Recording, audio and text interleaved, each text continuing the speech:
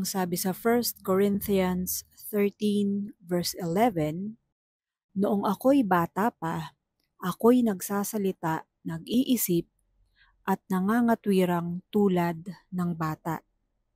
Ngayong ako'y mayroon ng sapat na gulang, iniwanan ko na ang mga asal ng bata.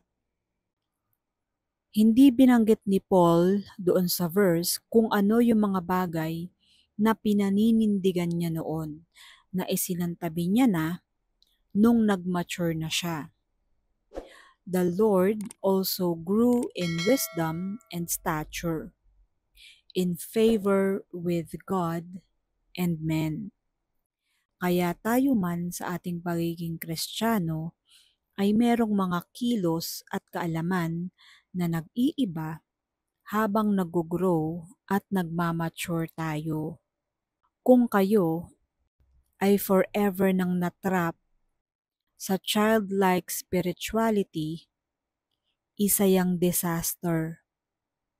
Kaya hindi porke sinabi ni Paul o kung sino man ay itinali na natin ang ating sarili at ang ating kapwa sa pagsunod.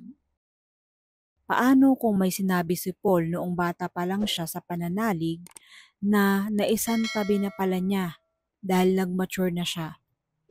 Tapos patuloy nating pinanghawakan at pananiwalaan yun. Baka naman hinihigpitan natin ng sobra ang kapwa natin sa isang katuruan na childlike katuruan pala niya noong hindi pa siya nag-grow at nagmamature at hindi pa siya fully developed as a man or woman of God. Ganon din syempre sila Peter, si James, si John, si Simon. May mga prophets noong unang panahon na sobrang higpit at may mga ginagawa silang kakaiba, pero hindi ibig sabihin nito na for all time, for all men, for all places, dapat ganun din. Katulad ng mga bagay na ginagawa ng Old Testament, sa panahon ngayon, karamihan sa mga ginagawa noong old times, hindi mo na pwedeng i-apply. Hindi na ako magbabanggit ng specifics, but if you are reading your Bible, alam nyo kung ano yon. O sige, isang example na lang. Pinakasimple. Noong Old Testament, kapag magdadasal ang mga tao, especially yung mga propeta, pupunta pa yan sa banal na bundok para doon magdasal. Sa panahon ng 2024, pwede kang magdasal kahit nasaan ka. Hindi mo kailangan pumunta sa church, hindi mo kailangan magkulong sa iyong kwarto, hindi mo kailangang lumuhod. Anytime, anywhere, you can pray even in your mind. Ano ba yung changes in approach and style would have been made after quote-unquote becoming men at give up na yung mga childish ways?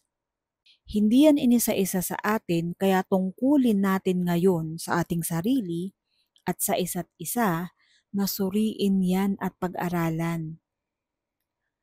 Saan ba dapat tayo nag-grow? Saan ba dapat tayo lumalago? Dapat ang ating isip ating pinapalawak. Laging bukas sa pagbabago, bagong idea, bagong ways na applicable in the recent days. Gawin nating basihan si Jesus, ang anak ng Diyos, ang Diyos na totoo at nagsakatawang tao.